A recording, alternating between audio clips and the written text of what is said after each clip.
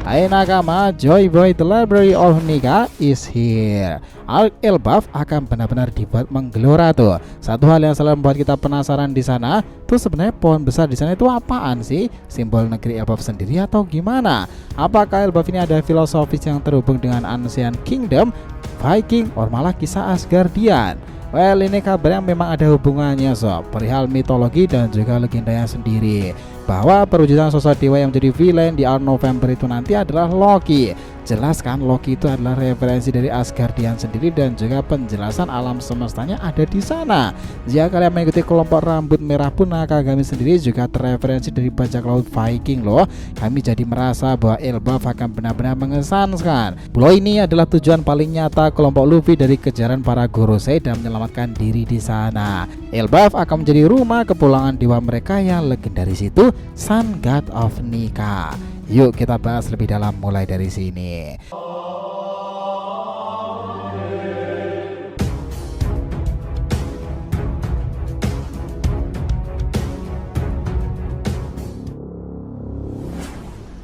Namun sebelum masuk pembahasan, jangan lupa untuk like video ini ya nakama, ya, supaya untuk support kalian semuanya untuk channel ini kedepannya agar terus berkembang dan berpetualang bersama Nika sang Joy Boy ini.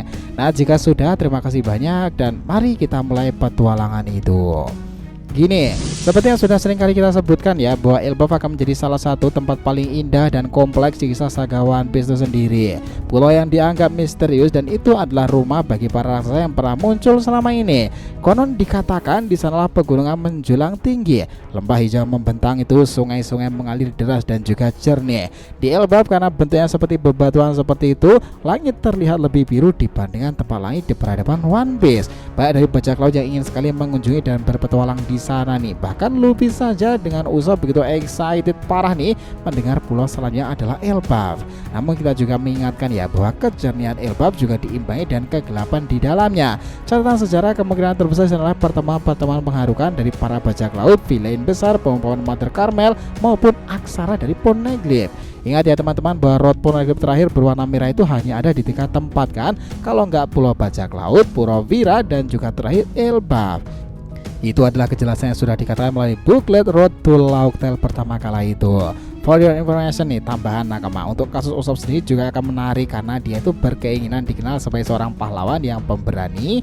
Karena dia itu berkeinginan untuk dikenal sebagai seorang pahlawan yang pemberani di lautan alias Brave Warrior of the Sea. Nah, Usopp itu juga ingin hidup dengan penuh kebanggaan seperti para raksasa suku Elbaf kan. Tapi sebenarnya apa yang buat Elbaf itu akan menarik karena mungkin di sana memang akan memiliki bawah alam di dalamnya. Kenapa kita bisa bilang seperti ini? Well, validasi ini kita dasari ya dari kemunculan seorang raksasa yang dibilang sebagai Loki itu. Menurut kabar burungnya, Loki ini adalah pangeran yang pemikiran dan perilakunya itu menyimpang dari pulau raksasa itu sendiri. Saking luasnya pulau itu, mungkin memang beberapa wilayah itu dikuasai oleh para raksasa lain, contohnya seperti Dory dan juga Brogy itu. Karena itulah Oda mungkin mengambil referensi bumi Asgardian dan hikayat suku Nordics untuk Elbaf sendiri, karena jika itu berhubungan dengan abad kekosongan, hal itu wajar terjadi dong ya. Kita bawa kalian ke hipotesa peradaban dan juga pada akhirnya untuk membahas sedikit tentang pohon besar itu.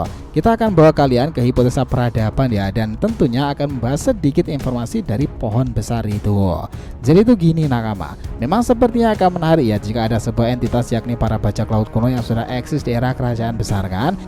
Era dimana para raksasa itu juga mungkin bersumber pada bajak laut Nordics. Jadi di sanalah nanti kita akan diperlihatkan kentalnya nuansa Viking serta mitologi yang menjadi keseruan ceritanya kan.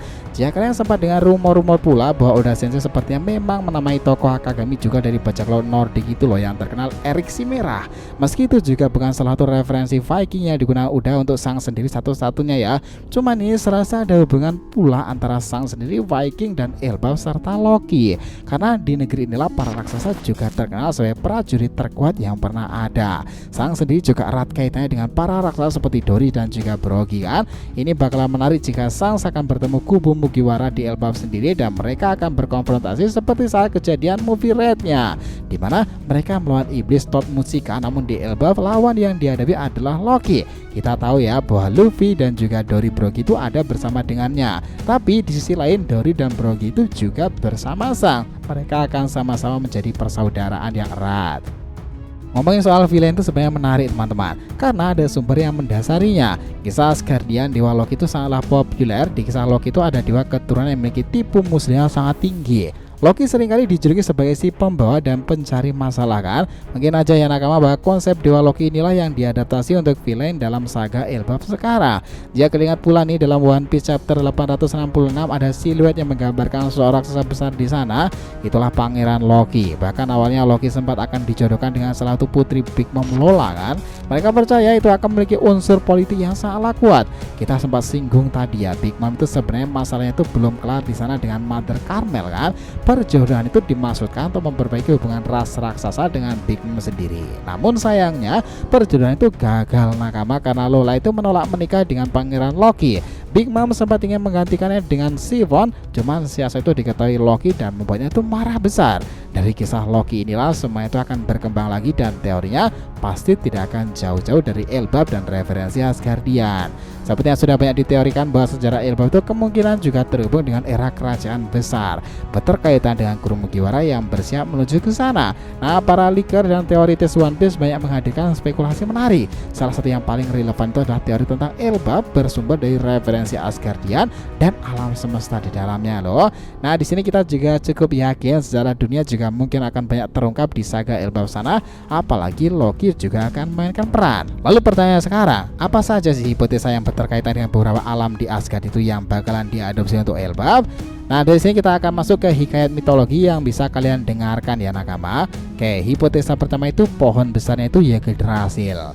Nah, teori ini kita dasari karena di kisah One Piece ini juga ada pohon Adam dan juga pohon Eve kan. Menariknya nakama udah mengambil hikayat itu dari cerita Adam dan juga Hawa loh. Di Elbaf sendiri sudah banyak yang memperkirakan bahwa pohon kehidupan Yggdrasil akan dimunculkan pula sebagai sebuah pohon yang energinya menjadi sumber bagi para raksasa. Kita tahu dalam cerita Asgardian, Yggdrasil ini memiliki beberapa dimensi atau alam yang menarik. Mungkin aja pohon yang ada di Elbaf tersebut namanya adalah Yggdrasil, pohon alam semesta. Nah, di sana ada sumber-sumber yang saling berkaitan. Kedua, Jotunheim.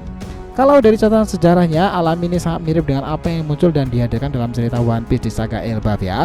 Konon kabarnya nih Jotunheim pun akan muncul sama seperti yang muncul dalam alur cerita kilas balik Big Mom itu sendiri. Nah, semuanya akan saling berkaitan.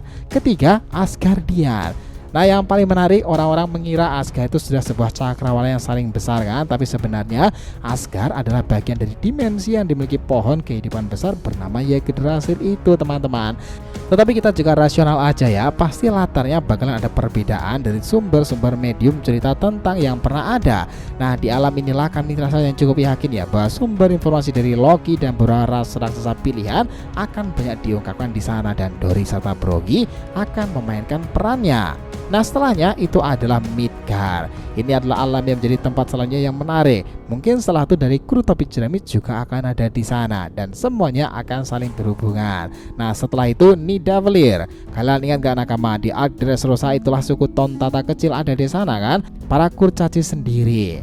Kita sendiri yakin ya bahwa Nidavellir itu dikhususkan mengenai hal itu, karena di kisah Asgardian sendiri Yggdrasil itu tempat itu adalah alam bagi para kurcaci dan juga para peribak sekaligus jahat maupun yang tinggal bersama di sana.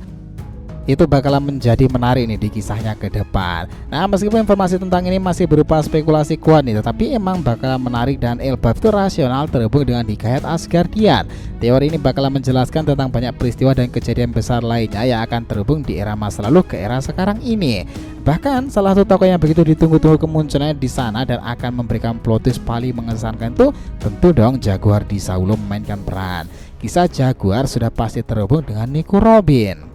Bagaimana sudah sepantasnya dia mendapatkan informasi tentang Ohara kala itu, kehadiran Jaguar di Saul akan menambah alur cerita menarik nih. Nah, jika kehendak informasi akan terus berlanjut di Elbaf itu nanti, sesuatu yang berkaitan dengan penjelasan Dr. Vegapunk sendiri. Informasi tentang para klan D menjadi daya tarik tersendiri. Bagaimana kisah akan melanjutkan informasi tentang Joy Boy, abad kekosongan maupun kerajaan besar di era Void tersebut. Nah, kami rasa Elbaf akan terhubung dengan semua hal itu tadi. Sepakat nakama semuanya.